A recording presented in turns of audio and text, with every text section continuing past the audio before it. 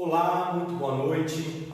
É uma alegria estar recebendo você aqui na minha casa mais essa noite. Como você sabe, nós estamos ao longo de uma série chamada Infectados. Claro, levando em consideração o contexto que nós estamos vivendo, nós estamos aproveitando essa temática, a quarentena, o tempo que nós estamos passando confinados dentro da nossa casa, para podermos estudar a palavra do Senhor. E hoje nós temos como a continuação do tema de ontem, Infectados, o segundo episódio de uma série de 10, ou seja, nós teremos ainda alguns encontros aí, todos os dias, lembrando, às 21 horas, 9 da noite, nós estaremos aqui nos encontrando para estudarmos assim a palavra do Senhor. O tema de hoje é a origem do vírus GN3V6. Você deve estar se perguntando, pastor, mas que vírus é esse que o senhor inventou aí? Que vírus é esse que contaminou? Calma. Eu não inventei vírus nenhum. Na verdade, esse vírus já existe. Eu só dei uma nova nomenclatura para ele, para nós aproveitarmos essa temática que nós estamos vivendo no nosso contexto atual. Você logo vai descobrir o que significa. Alguns já te mataram a charada, já sabem do que se trata, mas eu tenho certeza que o estudo de hoje vai fazer você compreender um pouco mais a Bíblia, compreender um pouco mais a situação da raça humana, o nosso caráter, o porquê nós vivemos nessa condição tão pecaminosa, tão terrível, qual é o futuro da humanidade e o que Deus tem preparado para nós. Mas antes disso, eu quero convidar você a fechar os seus olhos, nós vamos fazer uma oração e pedir que o Espírito Santo nos ilumine para que nós, ao estudarmos a palavra de Deus, ao aprofundarmos o nosso conhecimento da palavra de Deus, possamos ter um encontro especial com Ele. Onde você está, feche seus olhos e vamos falar com Deus. Querido Jesus, muito obrigado, Senhor, por este sábado que o Senhor nos deu. Obrigado a Deus pela Tua proteção, pelo Teu cuidado. Quero colocar nas Tuas mãos a vida de cada um que está nos assistindo nessa noite. Você o conhece, você sabe, Pai, a vida, o coração, a sinceridade de cada um. Que em nome de Jesus o Senhor possa protegê-los, abençoá-los, dar saúde, meu Pai, para eles, para os seus familiares. Estamos num momento diferente da nossa vida, um momento que talvez muitos de nós nunca vivemos, mas, Pai, temos a certeza que sairemos nesse momento vitoriosos, felizes, com saúde, que é o importante, e que, Senhor, nessa oportunidade que temos, que possamos refletir mais sobre como vai a nossa vida, quais são as prioridades da nossa vida e qual é o plano, o futuro que o Senhor tem preparado para cada um de nós. Se conosco, nos abençoe, é o que te pedimos por Jesus. Amém. Bom, nós vamos então entrar no estudo da palavra, mas antes de nós estudarmos o tema de hoje, que é a origem do vírus GN3V6, eu quero convidar você a cantar comigo. Eu gosto muito de cantar. Eu acredito que a música, ela nos eleva, a música nos coloca mais próximos de Deus. Quando nós cantamos, o nosso coração se enche de alegria, ela massageia o ego, ela massageia o nosso coração, nos traz paz. E nesse momento nós vamos cantar uma música muito especial, que ela fala sobre esperança. Ela fala que um dia Jesus Cristo vai voltar. Se você deseja cantar, então, me acompanhe nessa música, eu tenho certeza que a sua vida vai ser muito abençoada. Tu és a minha luz, a minha salvação, e a ti me renderei. Se ao teu lado estou, seguro em tuas mãos, eu nada temerei. Glória a Deus.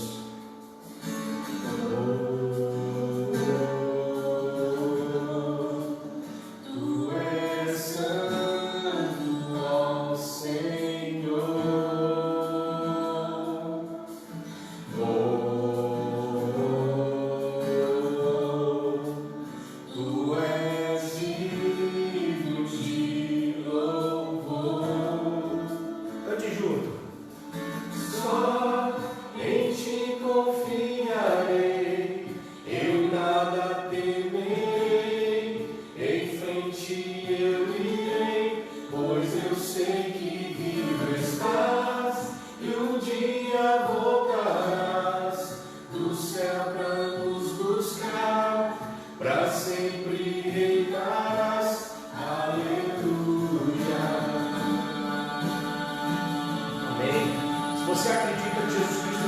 virava te buscar, cante junto.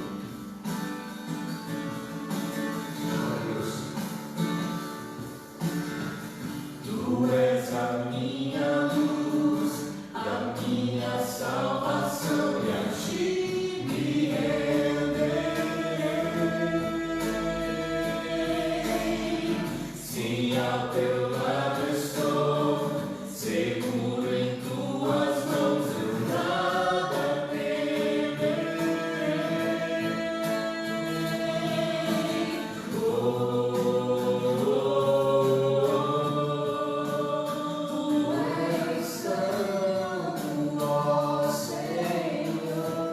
Nós servimos a um Deus santo, cante com toda a alegria no seu coração, um Deus vitorioso e poderoso.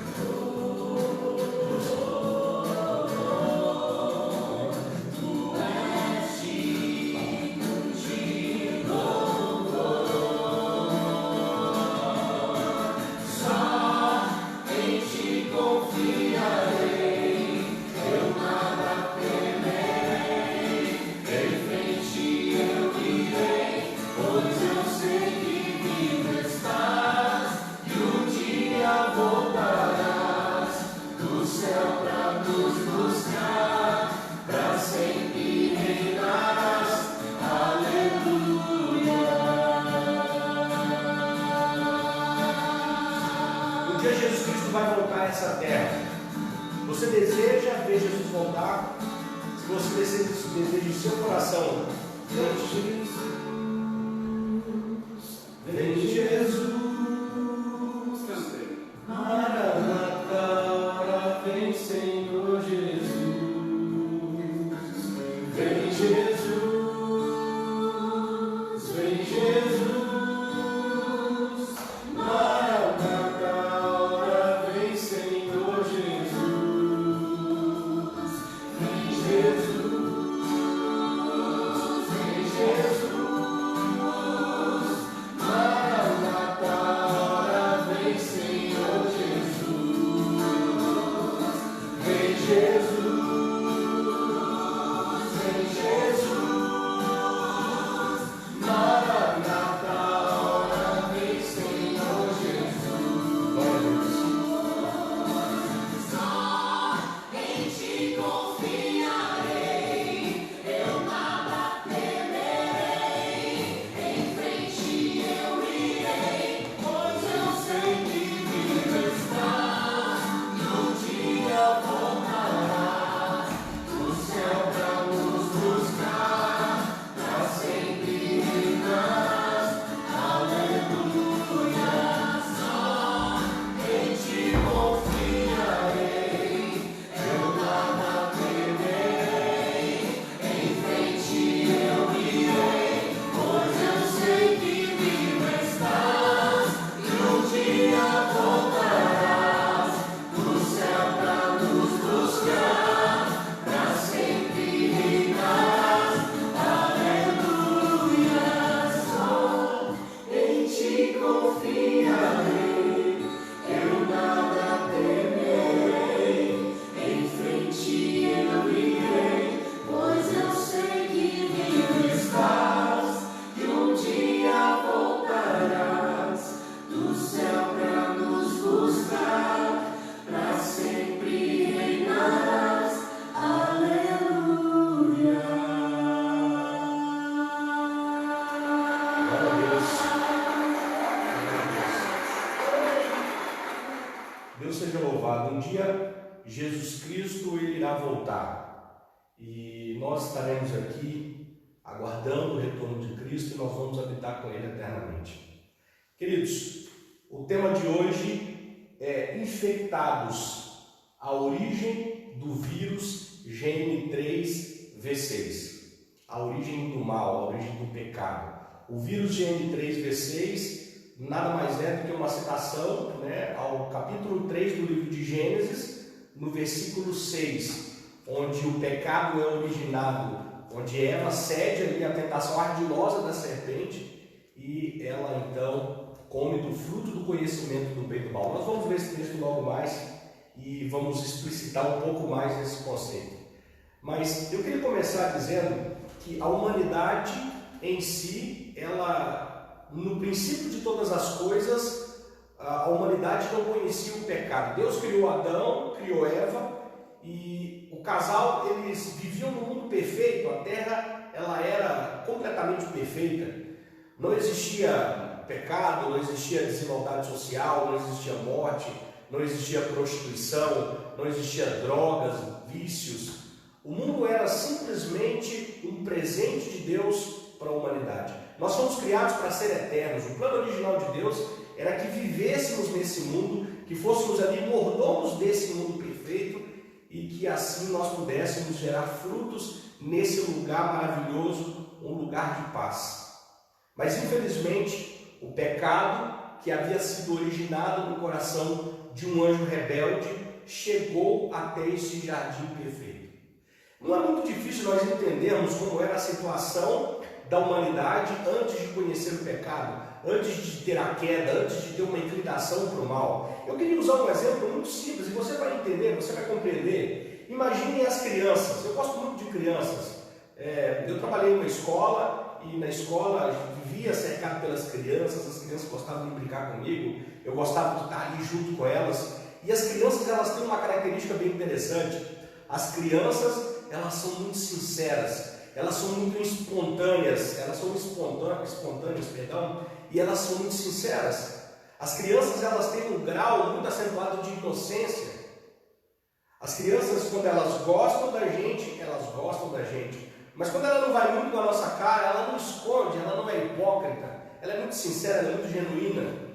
E é interessante que com o passar do tempo, as crianças, elas vão adquirindo ali vícios sociais que nós adultos temos e dominamos eles, e elas vão entendendo que no mundo que elas vivem, elas não podem se expor e se apresentarem como exatamente elas são, e elas começam a mentir, e elas compreendem que vivem no mundo imperfeito, no mundo de pecado, onde as pessoas mentem, onde as pessoas se machucam, onde as pessoas cometem atrocidades. E às vezes essas inocentes crianças, elas descobrem isso da pior maneira possível. O tempo se carrega de mostrar para essas crianças que elas nasceram também com o pecado. E elas começam a perceber em si esse vírus maldito atuando no seu caráter, atuando na sua vida. Se você, por exemplo, chamar uma criança e tiver 2 doces na mão, 2 frutas, e oferecer para elas, e uma fruta, um doce for maior do que o outro, certamente o egoísmo que já tem implantado nela a levará a maioria das crianças a pegar ali a maior fruta.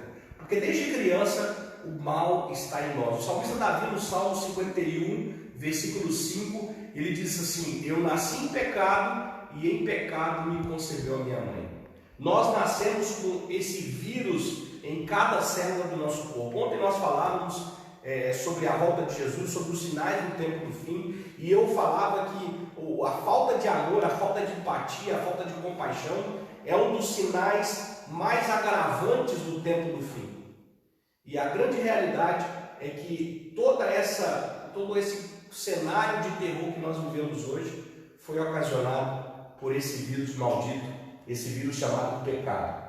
Bom, talvez você já tenha feito essa pergunta, ou essas perguntas já te incomodaram, porque elas já me incomodaram em algum momento da minha vida, e talvez você se tenha se pegado perguntando por que nós sofremos tanto, como isso começou e como isso vai acabar, por que os inocentes morrem, por que pessoas boas sofrem tanto nesse mundo, se Deus é bom, se Deus é justo, por que existe tanta maldade, por que existe tanto mal? É possível que você tenha feito essa pergunta e saiba, eu comungo do mesmo sentimento que você. Às vezes nós ficamos horrorizados com as notícias que nós ouvimos, com as coisas tão ruins que acontecem ao nosso redor, com pessoas honestas, pessoas justas, pessoas boas, que infelizmente são acometidas das mais perversas atrocidades por conta do pecado. Bom, fato é que Deus, Ele, quando criou o universo, Ele criou milhões, bilhões, miríades, milhares e milhares e centenas de milhares de anjos. E todos esses anjos, eles serviam a Deus e eles viviam no céu num ambiente da mais perfeita e harmoniosa conduta. Era um local maravilhoso, perfeito. E um desses anjos, a Bíblia relata que ele era um querubim. Nós vamos ler alguns textos que falam sobre isso. Ele era um querubim, ele estava ali no Monte Santo de Deus, ou seja, diante do trono de Deus. Era da íntima confiança de Deus, um ser poderoso, um ser belo, mais belo que havia no céu. A luz de Deus resplandecia sobre esse ser, e de uma maneira inexplicável, de uma maneira miraculosa, lá nesse ambiente perfeito, a iniquidade surgiu no coração desse ser. A Bíblia o chama de Satanás. A palavra Satanás não é o nome desse ser. Satanás significa adversário. Demônio, diabo, também não é o nome específico, é a designação desse ser, mas não é o nome específico dele. Significa fera, né? Ele é o nosso inimigo, ele é o nosso acusador, o nosso adversário. A Bíblia não relata o nome. Os pais da igreja, se não me engano, Jerônimo atribuiu o nome dele de Lúcifer, filho da luz, filho da alva, porque a Bíblia o chama assim, mas esse também não é o nome dele. A cultura judaica, algumas literaturas rabínicas antigas, o chama de Samael, o anjo caído. Mas nós não temos nenhuma referência bíblica acerca disso. Fato é que não nos interessa o nome dele, mas o personagem que ele é e a influência que ele tem nesse mundo.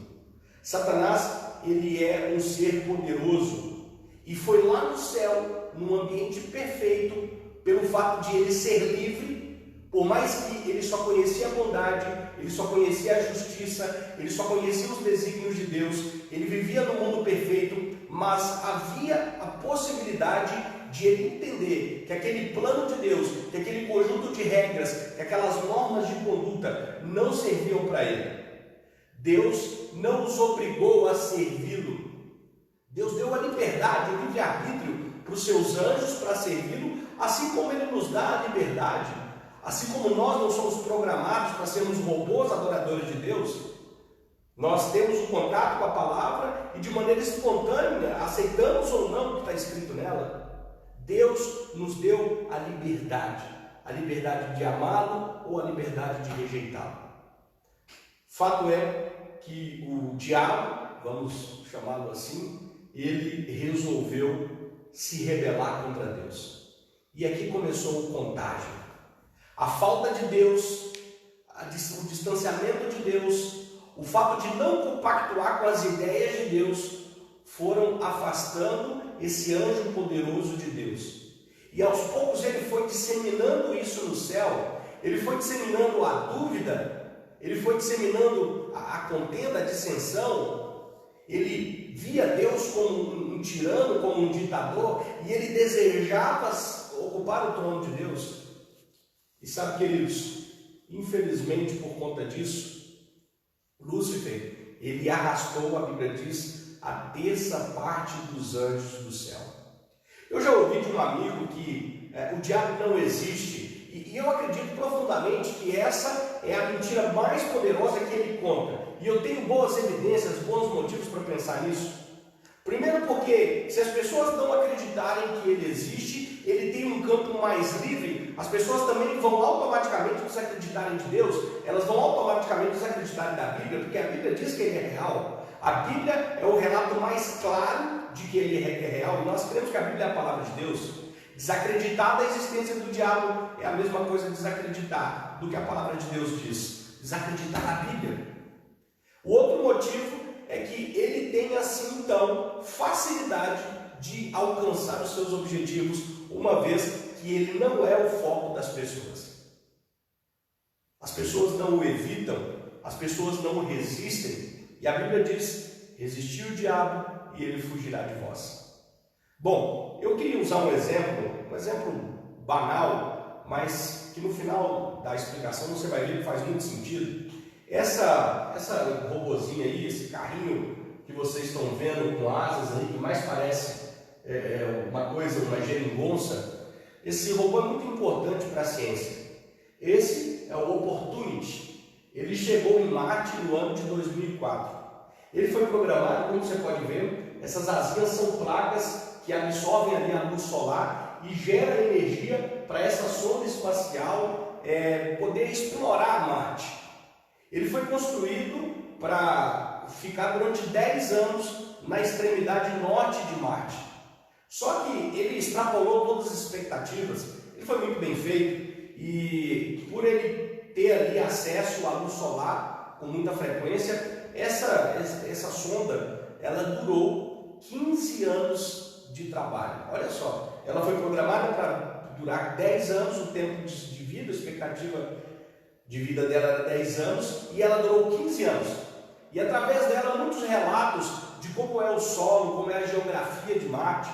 Duas grandes crateras importantes em Marte foram analisadas, muitos meteoritos foram encontrados ali, o clima, vários aspectos geográficos, demográficos daquele lugar, informações foram enviadas para a NASA e muito do que se conhece hoje sobre Marte, sobre a realidade de Marte, se dá por essa nave e pela nave precursora que foi a Spirit, ou Spirit, aí os que falam inglês fluentemente, que me corrijam aí. Mas fato é que ela foi muito importante para os avanços do conhecimento dessa área. Só que tem o seguinte, apesar de ela ter essas plaquinhas e ter sido programada para gerar energia, e eu preciso falar o porquê ela foi desativada, é que em Marte constantemente há grandes tempestades de areia. Uma dessas tempestades de areia durou quase 2 anos e por ela não receber ali o contato solar, ela foi desativada, né? Ela acabou perdendo energia e foi desativada. Eles tentaram reanimá-la várias vezes, mas não conseguiram, não obtiveram sucesso. Apesar de ela gerar energia com essas placas de absorção de luz solar, essa navezinha, essa sondazinha, ela só conseguia realizar o seu trabalho porque existiam engenheiros, existiam ali cientistas, existiam mentes pensantes trabalhando a todo instante para que ela fizesse todas as coisas que ela fez. Todos os comandos que ela recebia era estudado. Havia um corpo de pessoas inteligentíssimas, pessoas do QI muito alto, que estavam ali estudando e analisando todas as suas ações para que obtivessem o melhor resultado. Ou seja, as suas ações aqui eram movidas a influências externas e de muito longe, daqui da Terra. Então, numa comparação assim, pequena, eu quero dizer para vocês que é dessa maneira que Satanás ele age. Ele influencia pessoas, ele influencia pensamentos, ele influencia filósofos, escritores, artistas, grandes obras do cinema, da literatura, pessoas de grande influência, líderes políticos, militares.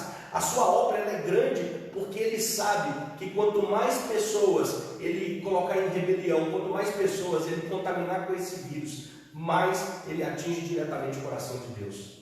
A obra dele, segundo Jesus Cristo, nesse mundo é matar, roubar e destruir. E ele trabalha incansavelmente para que as pessoas adoeçam, para que as pessoas se rebelem, para que as pessoas caiam no vício, na prostituição e chafurdem no pecado. Essa é a obra de Satanás? Bom, a Bíblia nos relata como o mundo era antes de ser contaminado. Quando Deus criou o mundo, quando Deus criou Adão e Eva, como eu disse anteriormente, ele tinha um plano que o homem pudesse liderar toda a criação, todos os animais, que ele pudesse cultivar as plantas, cultivar a natureza e ser um mordomo, um líder nesse mundo. Esse era o plano de Deus. E eu quero convidar você a abrir a sua Bíblia no livro de Gênesis, o primeiro livro da Bíblia, no capítulo 2, do versículo 1 até o versículo 4. Gênesis, capítulo 2, do versículo 1 até o versículo 4. Eu vou abrir aqui minha Bíblia, convido você a abrir a sua Bíblia também. A palavra do Senhor diz assim: assim os céus e a terra e todo o seu exército foram acabados. E havendo Deus acabado no dia 7º a obra que fizera, descansou no 7º dia de toda a sua obra que tinha feito. E abençoou Deus o dia 7º e o santificou, porque nele descansou de toda a sua obra que Deus criara e fizera. Estas são as origens dos céus e da terra, quando foram criados, no dia em que o Senhor Deus fez a terra e o céu. Então, Deus criou ali todo o oceano, criou os rios, os peixes, as aves, as florestas. Eu gosto muito de pegar o capítulo 1 de Gênesis e perceber ali o projeto de Deus, porque tem um projeto perfeito ali. Se você observar no primeiro dia, Deus disse haja luz, mas ele não identifica a luz, ele não formata a luz, ele não preenche a luz. A palavra de Deus diz que a terra se informa e vazia, mas lá no quarto dia há uma conexão íntima entre o primeiro dia e o quarto dia, porque no quarto dia Deus cria o sol e a lua. Lá diz um luzeiro para coordenar o dia e um luzeiro para governar a noite. Então, aquilo que era sem forma e vazia, Deus agora preenche o seu projeto da forma e coloca ali um luzeiro na parte da manhã e na parte da noite, e assim Deus faz. No segundo dia, Deus cria ali o firmamento, que é o céu atmosférico, como nós vemos, cria também os rios, os mares, separa a porção seca da água e separa as águas entre as águas, a água salgada, a água doce. E se você for lá no quinto dia, na descrição do quinto dia, você vai perceber que Deus agora ele povoa os céus. Aliás, essa expressão é usada. Ele povoa os céus com as diversas aves, com as inúmeras aves que nós conhecemos. E ele povoa também os mares com inúmeros peixes, os rios também com os peixes. Então, um projeto perfeito, o escopo, e agora Deus preenche, Deus dá forma. E se você for lá no sexto dia, quando Deus ele separa a terra da porção seca, cria a relva no terceiro dia, no sexto dia você vai perceber que os animais selvagens, a Bíblia usa essa linguagem, os animais selváticos são criados no sexto dia, inclusive o homem, os répteis, os animais selvagens, o homem é criado também no sexto dia. Ou seja, aquilo que era sem forma e vazio no terceiro dia, agora ganha forma e é preenchido no sexto dia. O projeto perfeito. E na descrição que nós acabamos de ler no capítulo 2, depois de Deus ter terminado todas as coisas, em cada dia, quando ele concluía uma das suas obras, ele dizia, isso é bom demais. E quando Deus terminou no sexto dia, ele criou um homem, ele criou todas as coisas, ele disse, isso é muito bom, isso é excepcional, é extraordinário. Um mundo perfeito para que o homem pudesse habitar. E sabe, queridos, o texto diz que Deus, ele descansou, mas não só descansou, ele abençoou o dia de sábado. O dia de sábado é um dia separado por Deus. Ele santificou esse dia. Mas nós não vamos demorar nesse tema, nós vamos falar desse tema mais para frente, mas vale aqui ressaltar que Deus, ele separou esse dia, ele abençoou, ele descansou e ele santificou. Então, foram acabados assim, a criação. Em 6 dias Deus criou, e no 7º dia Deus descansou. A criação, ela é perfeita, pelo menos ela era perfeita antes do pecado. O homem jamais tinha visto uma folha cair de uma árvore, nenhum animal morrer. Eu gosto muito da natureza, eu gosto de viajar, porque eu tenho a oportunidade de ver as plantas, os animais, eu gosto de ver belas paisagens.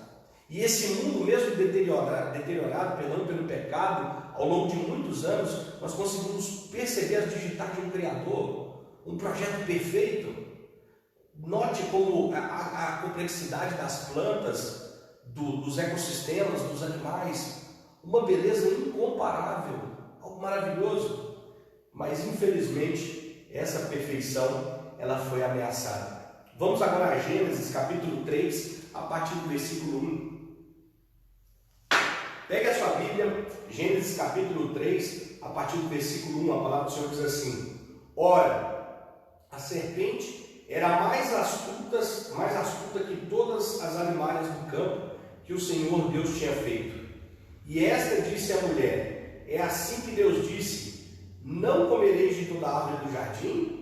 E disse a mulher à serpente: Do fruto das árvores do jardim comeremos, mas do fruto da árvore que está no meio do jardim, disse Deus, não comereis dele, nem dele tocareis, para que não morrais.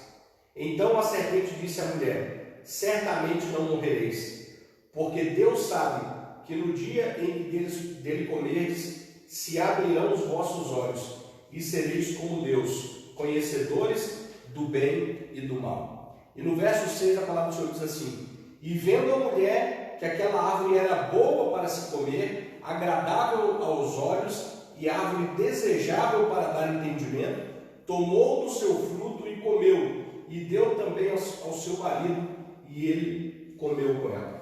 Bom, eu disse para você que nessa descrição, no versículo 6, eu nomeei ali o mal, o pecado, como o vírus GN3V6. E agora eu vou explicar o porquê, dessa criação. Bom, vocês perceberam que no capítulo 3, ali no início, a serpente, ela é chamada de sagaz, ou seja, era astuta, ela era esperta, ela chegou até ali, lógico, Satanás, na forma de serpente, o animal em si não poderia causar nenhum dano para Eva e nem para Adão, mas Satanás ali, usando a forma da serpente, chega para Eva e fala assim, viu, olha, Deus disse para você que você poderia comer de todas as frutas do jardim, não é verdade? E ela falou, olha, da fruta da árvore do conhecimento do bem e do mal, essa ele me vedou, mas das demais eu posso comer de todas. E perceba, de fato ela poderia comer de todas as frutas. Eu já recebi algumas vezes algumas perguntas de pessoas que disseram o seguinte, mas pastor, por que Deus colocou essa árvore lá? Por que ele tentou as pessoas? Ele não podia tirar essa árvore dali? Sabe, eu gosto de pensar da seguinte maneira, a rebelião já havia começado, como nós vimos agora há pouco, a iniquidade já havia nascido no coração de Lúcifer. Ele havia espalhado de que Deus era um ser tirano, e queridos, o homem tinha a liberdade de escolher qualquer fruto que ele quisesse. O casal poderia comer de qualquer fruto, mas Deus colocou ali a árvore e disse para eles, olha, vocês não podem comer desse fruto, sejam obedientes a mim. Provem para todos que vocês são obedientes. Essa era uma prova que eles tiveram que passar, mas infelizmente eles falharam nessa prova. E queridos, você conhece a história? O texto diz que a serpente disse para a mulher, olha, é certo que vocês não vão morrer. E a mulher foi lá e comeu do fruto. Eu não quero me delongar muito nessa história, porque amanhã nós vamos falar bastante desse trecho, desse texto. Hoje eu quero focar só aqui no verso 6, em alguns verbos que aparecem aqui. Como você pode perceber, no verso 6, o texto diz assim, olha, e viu, ou em algumas versões diz, e vendo a mulher que aquela árvore era boa para se comer, então ela viu, perceba que o contágio começa por aqui, ela viu a árvore, ela olhou, talvez pelo fato de Deus haver vedado aquela árvore deles, eles nem percebiam aquela árvore ali. Mas Satanás, o tentador, ele chegou e ele falou especificamente daquela árvore. Olha, se vocês comerem daquela árvore, vocês se tornarão como Deus. E agora ela não conseguiu enxergar outra coisa, a não ser a árvore do conhecimento do bem e do mal. Percebe como Satanás atua? Satanás, ele tem uma mentira que serve para cada um de nós. Para alguns é o dinheiro, para outros a corrupção, para outros é o sexo livre, para outros as drogas, a bebida, a violência, o poder, enfim, ele tem muitas ofertas, ele tem muitas mentiras, e ele é astuto, ele é sagaz, ele age como a serpente agiu de maneira sorrateira, ele transmite o desejo que é do coração dele para o homem, e ele tenta o homem, e Eva cedeu à tentação de Satanás. E logo em seguida o texto diz que a árvore era desejável. Eu destaquei aqui, desejável, claro, aqui não está no formato de um verbo, mas está implícito o verbo, porque se era desejável aos olhos dela, é porque ela desejou. Então, ela teve a ação de desejar. A partir do momento que a árvore passou a ser o foco dela, a partir do momento que Satanás direcionou o seu olhar para a árvore, ela passou a desejar aquele fruto. E uma vez que ela desejou esse fruto, ela cometeu o ato pecaminoso. O pecado já havia se instalado na sua mente. O grande conflito, a grande batalha já havia acontecido aqui e ela já havia perdido. Então, ao ela desejar, ela cedeu. Até aqui, ela não havia cometido pecado porque ela estava sendo tentada. Mas a partir do momento que ela responde esse desejo na sua mente, ela cai e a humanidade cai junto com ela. E ela tomou do fruto. E ela comeu e ela deu ao seu marido. E o texto bíblico diz que ele comeu. Não ignore Satanás. Satanás é um ser real, o diabo é um ser inteligente, é um ser que tem pelo menos 6.000 anos de experiência com seres humanos. Ele conhece exatamente, a Bíblia o chama de um leão. O leão, 1 Pedro 5, verso 8, sede sóbrios e vigiai, porque o diabo, vosso adversário, anda em derredor, bramando como um leão, buscando a quem possa tragar. Você já viu nesses documentários como o leão ele prepara o seu ataque? O leão ele fica ali escondido, ele fica analisando a presa, ele fica estudando a presa, estudando os movimentos, estudando as suas fraquezas, e quando ela dá uma brecha, quando a presa vacila, é aí que ele dá o bote. O leão só ataca quando ele tem certeza que ele vai conseguir destruir e ele vai conseguir aprisionar a presa. É assim que o diabo ataca. Ele nos estuda, ele trabalha ali as nossas características, ele traça o nosso perfil, então ele joga a isca perfeita. E nós, infelizmente, caímos nessa isca. O diabo, ele é um inimigo real.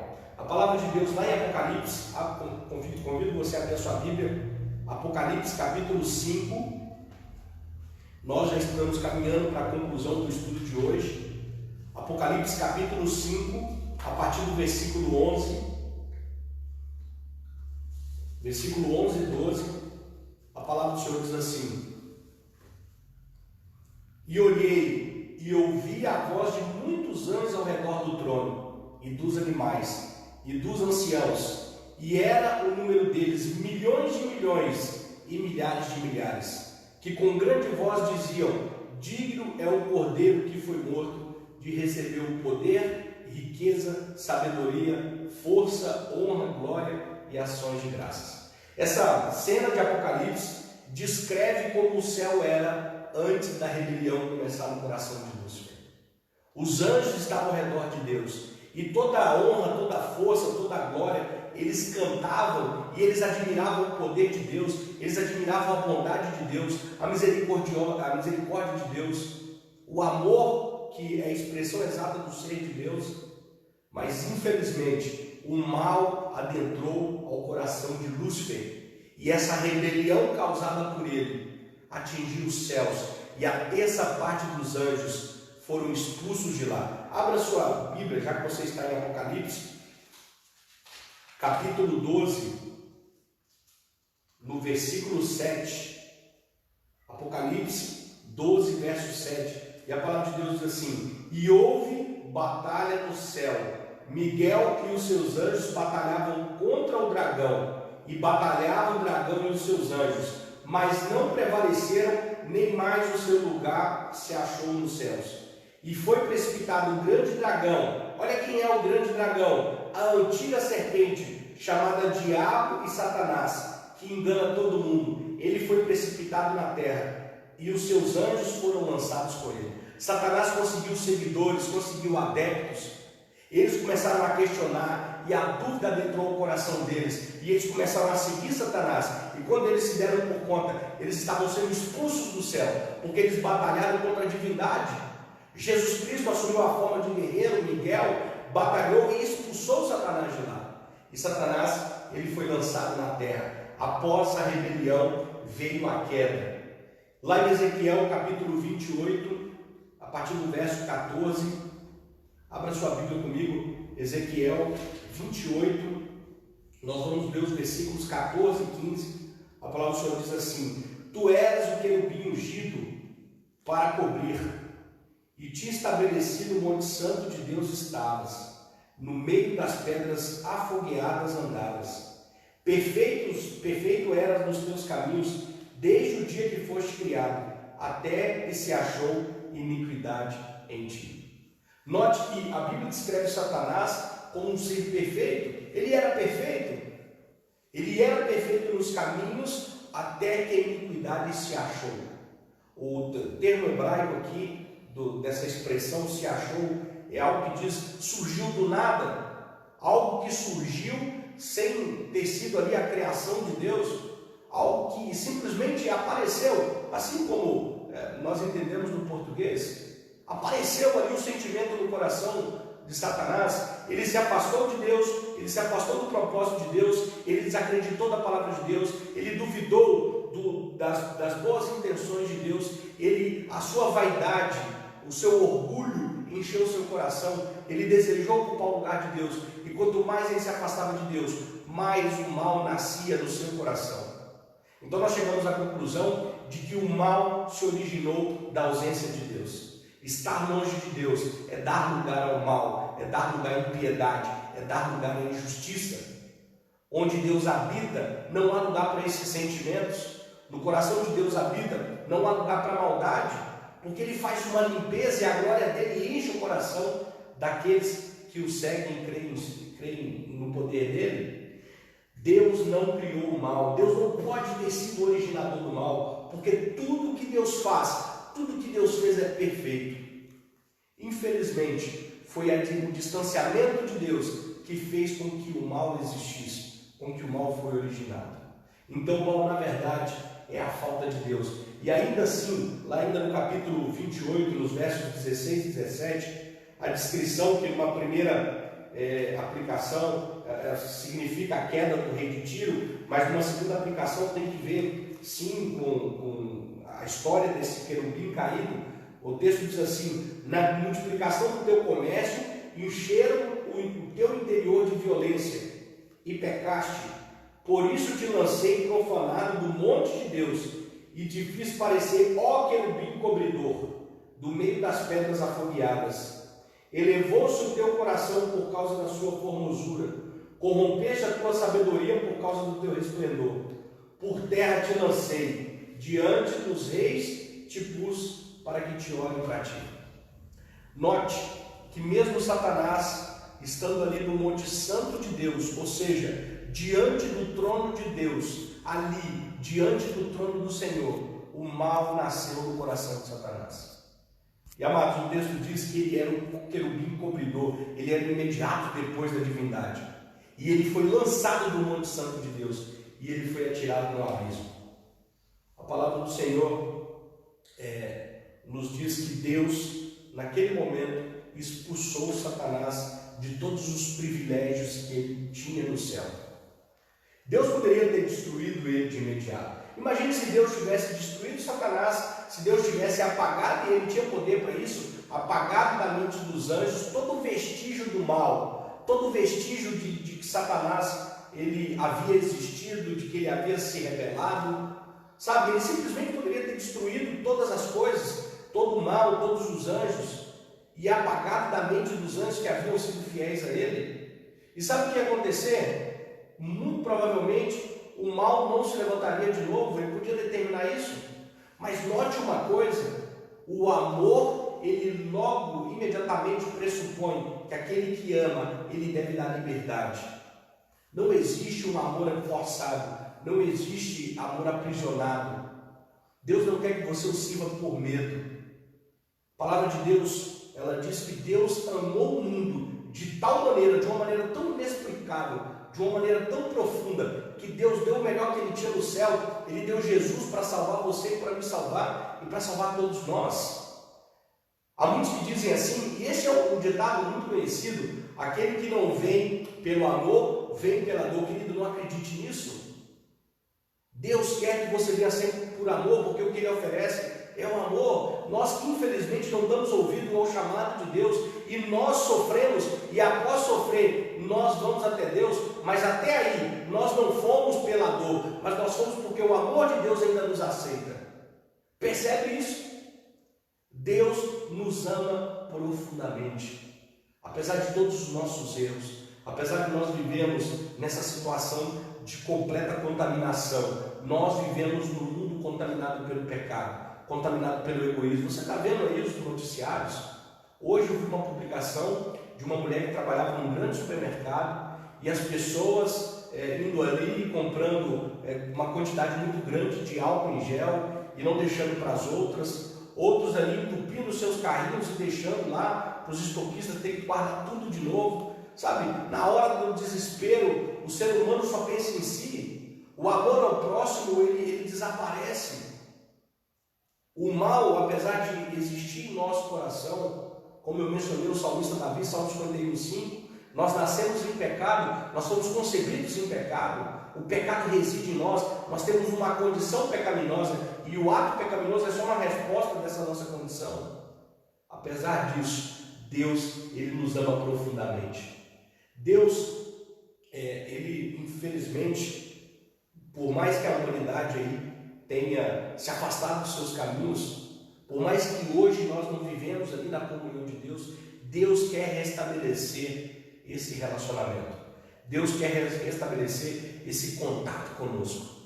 Apocalipse 12:12 diz assim: por isso alegrai-vos, ó céus, e vós nele que habitais, e ai dos que habitam na terra e no mar, porque o diabo desceu até vós com grande ira, sabendo que pouco tempo lhe resta. O diabo sabe que tem pouco tempo.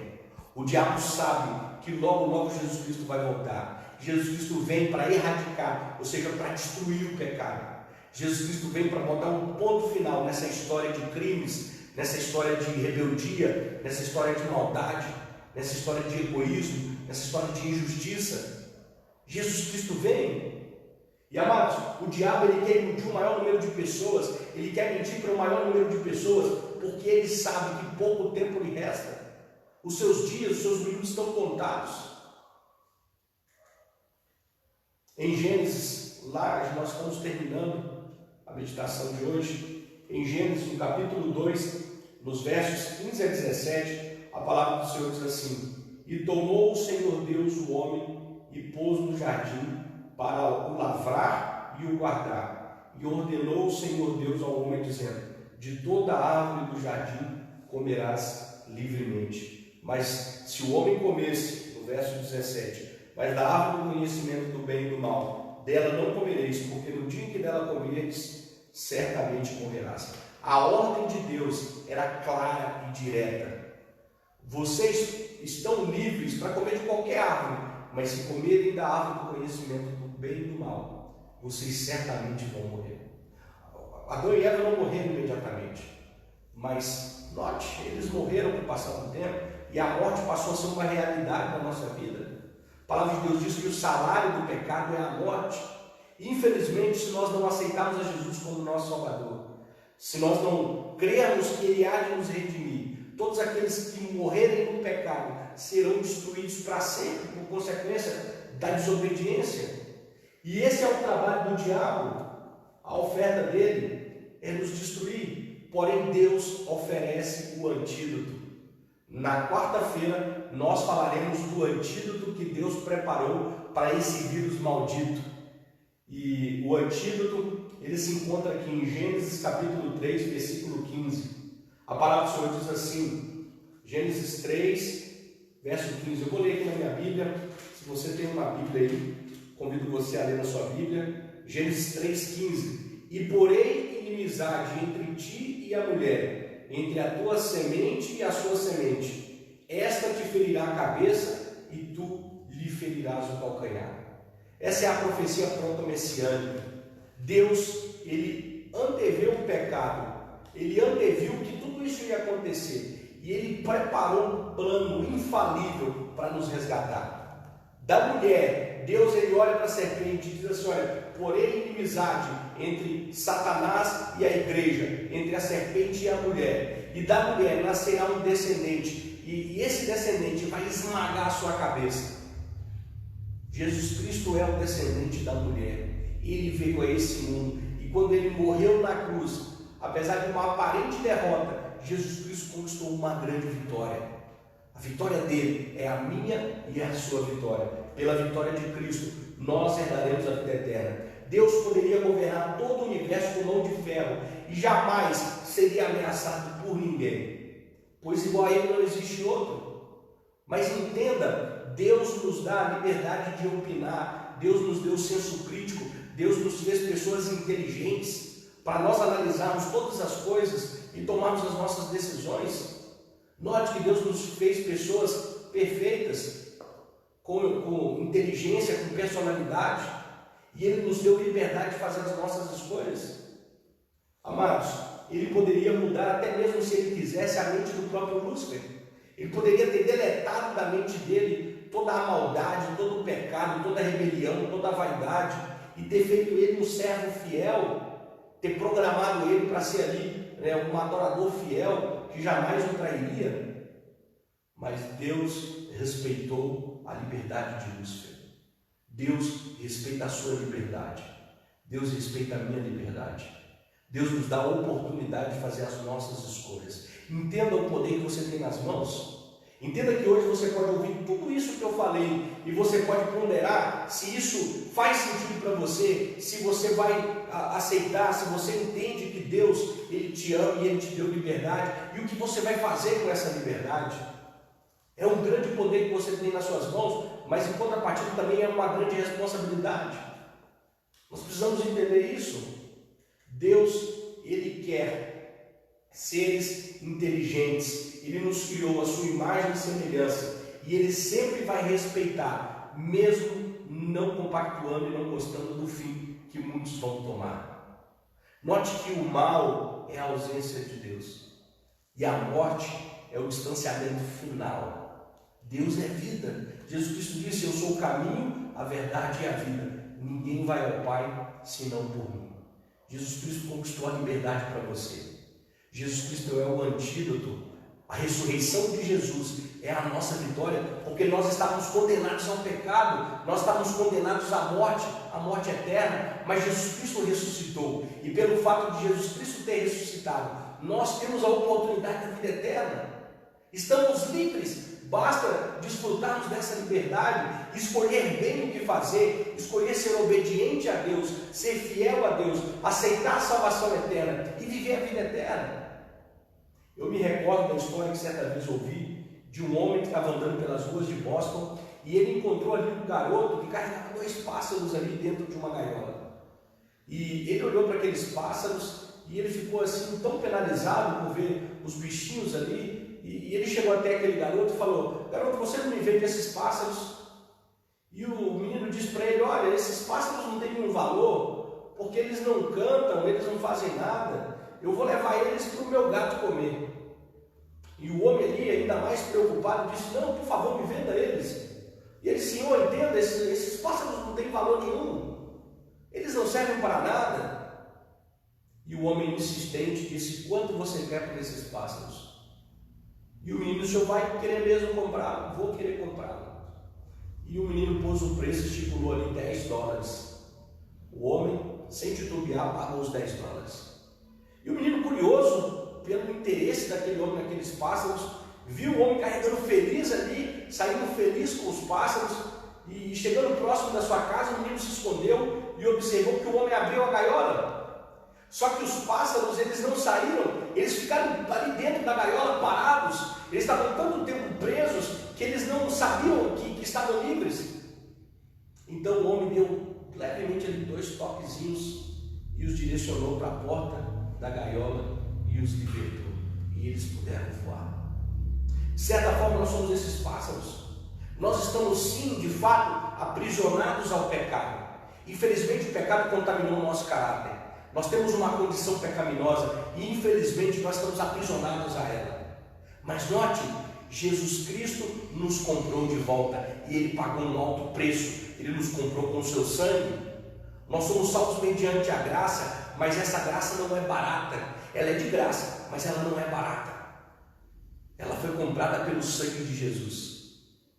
E Jesus Cristo, além de abrir e escancarar as portas da gaiola, Ele nos conduz, Ele nos chama para a liberdade. Sai para fora. Sai você também para fora. Deus te oferece liberdade. Há um mundo eterno, há um lugar perfeito, há um universo a ser explorado. A vida eterna está preparada para você. Aceite o convite de Jesus. Eu sei que muitos de vocês nesse momento estão pensando: mas quando será que Jesus Cristo vai voltar? Eu creio que Ele está muito próximo de voltar. Apocalipse 1, verso 7 diz: eis que Ele vem com as nuvens e todo olho verá, todas as pessoas contemplarão. Aqueles que estavam aguardando Jesus verão Jesus. Aqueles que não esperavam Jesus, eles verão Jesus. Jesus vai voltar para a alegria e para a tristeza e escândalo de muitos. E Ele virá muito em breve. Todos os sinais que nós estudamos ontem e que nós estamos vendo no nosso dia a dia, no nosso cotidiano, são provas cabais de que Jesus Cristo está voltando. E esses sinais estão se avolumando com o passar do dia, com o passar dos anos, com o se aproximar da volta de Jesus. Esses sinais estão aumentando. E sabe de uma coisa? Muitas e muitas pessoas tem ouvido o convite da graça e tem aceitado Jesus como seu salvador pessoal, quem sabe hoje é o seu dia. Você tem a liberdade de escolha. Nenhuma mentira que Satanás contou para você, talvez em seu coração, você pense, olha, eu fui longe demais, eu não posso voltar atrás. É mentira, você pode sim. Deus te convida a voltar atrás. Deus te convida a se voltar para Ele. Deus te convida à liberdade. Meus queridos, você gostaria de voltar para os braços de Jesus?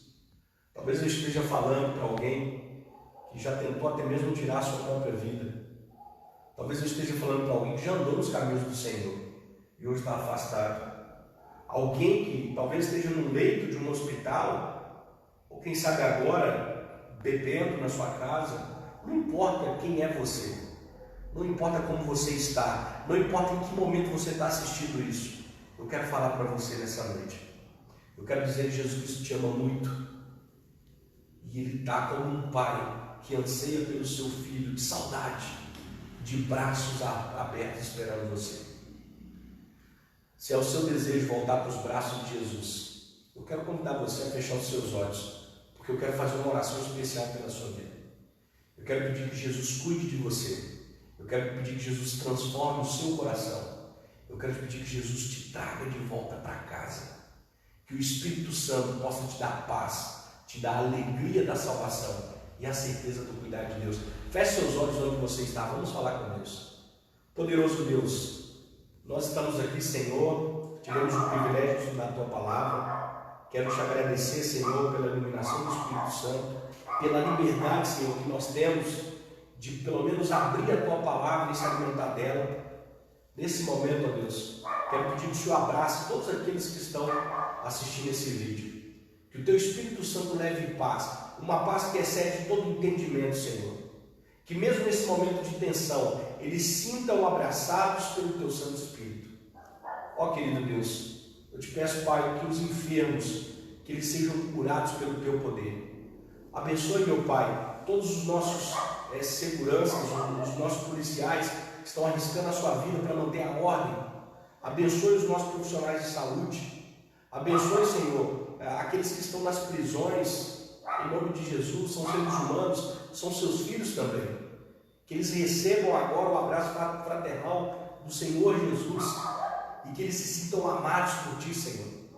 Ó querido Deus, abençoe as famílias que estão assistindo nesse momento. Abençoe os lares, abençoe os casais, abençoe as crianças, os jovens, que todos possam ouvir o Seu chamado de volta para casa, que possam ser abraçados por Ti e possam ir, meu Pai, caminhando rumo à Canaã celestial. Esse, Senhor, é o desejo do meu coração. Eu tenho certeza que muito mais é o desejo do Seu coração para a vida de todos eles. Por isso nós te pedimos em nome de Jesus. Amém. Queridos, muito obrigado pela sua companhia. Obrigado por você estar conosco, pelas mensagens. Se você gostou, curte aí, compartilha, leve para mais pessoas, para que tenham a oportunidade de conhecer a Palavra de Deus. Nós vamos aí responder todas as mensagens que recebemos. Mas quero já fazer um convite para você. Amanhã nós estaremos estudando o tema da contaminação. A parte 3 dessa nossa série de 10 estudos. A contaminação. Não perca. Os vídeos vão estar disponíveis aí para você assistir. Se você perdeu alguma parte, eu vi que ontem mais de 320 pessoas assistiram. Louvado seja Deus. Se você deseja também, assista. Leva aí para os seus amigos, compartilha para toda a sua família, para que Deus ele possa estar abençoando a vida de todos. E agora eu quero mandar aí os abraços, para todos que mandaram mensagem aí. Não entendi. Eu tô por aí pelo Deixa eu só, então, aqui. Empresta o seu. Não tá aparecendo mensagens. Então, queridos, olha, eu vou responder então, me perdoem. Eu vou responder aí no final. Eu vou responder no final aí do vídeo aí, todas as mensagens. Deixa uma mensagem aí que eu vou dar uma curtida e vou responder, vou escrever embaixo aí todas as mensagens de carinho e de cumprimentos aí para todos vocês. Deus abençoe a todos. Amanhã nós estaremos aqui mais uma vez às 21 horas que o Espírito do Senhor possa estar com você e que você possa estar conosco. Deus abençoe, um grande beijo e até amanhã. Fiquem com Deus.